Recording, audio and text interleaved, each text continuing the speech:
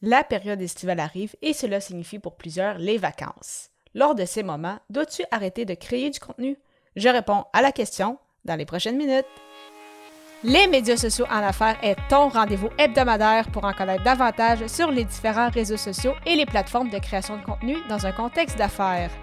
Chaque semaine, je répondrai à une question thématique qui te permettra d'appliquer concrètement ces conseils pour ton entreprise. Si tu reconnais l'importance et la puissance des réseaux sociaux ainsi que de la création de contenu pour ton entreprise et que tu souhaites en apprendre davantage sur cet univers, tu es au bon endroit. Je suis Amélie Delebel, travailleuse autonome dans le domaine des communications et marketing depuis février 2020. Je travaille avec les réseaux sociaux et dans la création de contenu depuis 2014. Les médias sociaux en affaires est mon deuxième podcast après Athlète Entrepreneur, lancé en janvier 2019. Bienvenue sur mon podcast. Salut et bienvenue sur les médias sociaux en affaires, épisode 336, alors que je réponds à la question « Dois-tu ralentir la cadence avec ton contenu pendant les vacances? » Alors, arrêter de créer du contenu, est-ce que ce serait mieux d'en faire moins? Je dirais en fait que ça dépend.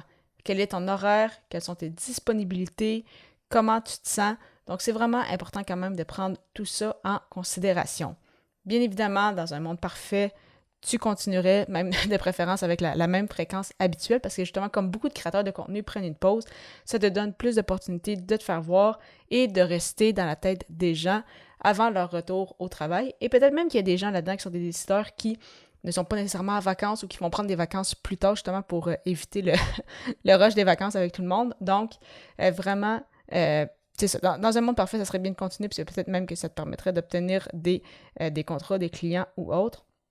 Cependant, si au niveau personnel, tu le sens que tu as besoin d'une pause ou que, je sais que des fois, il y en a qui disent « Ah, mais moi, je planifie du contenu à l'avance. » Oui, c'est bien, mais si tu publies, mais que tu n'es pas là pour répondre aux questions, aux commentaires, dans ma tête, si tu es pour prendre des vacances pendant une semaine ou deux, une pause courte, t'es mieux peut-être de revenir justement en force, de vraiment de décrocher à 100% si tu sens le besoin de décrocher.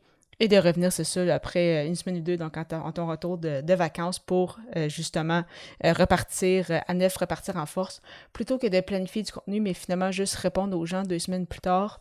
Si tu es pour planifier, en fait, ce que je veux dire par là, c'est si tu es pour planifier du contenu, il faut quand même que tu dises « Ah, mais peut-être passer comme une fois par jour en fin de journée pour voir si tu as justement des commentaires, des messages privés ou autres. » Et si jamais finalement tu décidais d'y aller pour une pause plus longue, c'est sûr que encore une fois, il n'y a rien qui est obligatoire, donc c'est pas une question de tu dois, mais il faut quand même être prêt, en fait, à prendre en considération que ça va prendre du temps avant d'avoir la même portée qu'avant que tu prennes une pause. Donc c'est ça. Est-ce que c'est la fin du monde? Non, mais certainement que ça va avoir un impact négatif, que tu le veuilles ou non. Donc si vraiment tu le sens que tu as besoin de cette pause-là, que ça te ferait du bien de décrocher des écrans, je sais pour qui il y en a que c'est justement s'en prendre une pause d'un mois que ça leur permet d'être actifs après ça pour les 11 mois dans l'année. Eh bien, si tu te sens de cette façon-là, je veux dire, go for it, fais-le. Mais c'est sûr que c'est ça, dans un monde parfait, on continuerait même pendant les vacances, parce que justement, comme il y a plus de monde qui prennent de pauses, ça te permet de prendre plus de place. Mais vraiment, c'est toi qui vois en fait, donc il n'y a pas de réponse parfaite ou autre. C'est toi qui vas le sentir. Si tu sens qu'une petite pause, ça te ferait du bien, une plus longue pause, ça te ferait du bien aussi. Dans tous les cas, en fait, qu'est-ce qui pourrait être intéressant, surtout si tu as un podcast ou une infolette où justement tu crées du contenu de manière régulière, c'est quand même d'avertir ton audience. Par exemple, dans le cadre d'un podcast, si, je sais pas, tu publies par exemple ton dernier épisode à la fin du mois de juin, et tu sais que tu vas partir tout le mois de juin, tu reviens début août, peu importe ton horaire, ben le mentionner en disant « Hey, en passant, je prends une pause justement estivale pour les prochaines semaines, je serai de retour pour l'épisode de... » Et là, tu mentionnes la date. Au moins, comme ça, les gens n'ont pas à attendre. Ils se posent pas trop de questions. C'est comme ils savent que tu vas partir en vacances. Même chose, par exemple, si tu rédiges une infolettre ou si tu as un blog ou autre. Je pense que ça peut être intéressant justement de le mentionner pour au moins avertir ton audience qui ne s'attendent pas, s'ils sont habitués justement de te suivre sur une certaine fréquence, qu'ils ne fassent pas le saut si justement tu prends une pause. Donc, je pense qu'avertir ton audience, c'est quand même la bonne chose à faire. Puis, si tu as besoin de cette pause-là, eh bien, profite-en pour être de retour en pleine forme pendant à ton retour. Et donc, c'est sûr que moi, de mon côté, je vais continuer d'être active sur mon podcast, sur les réseaux sociaux. Je continue de penser que dans un monde parfait, c'est ça qu'on ferait, mais vraiment, tu es la meilleure personne pour savoir qu'est-ce qui fonctionne pour toi. Donc, si cette pause-là est salutaire et c'est ce qui te permet, en fait, de continuer pendant l'année à créer du contenu, eh bien, fais-le, c'est ça le plus important. Pour compléter cet épisode, je te propose une liste de mes 24 ressources pour t'aider avec ta création de contenu.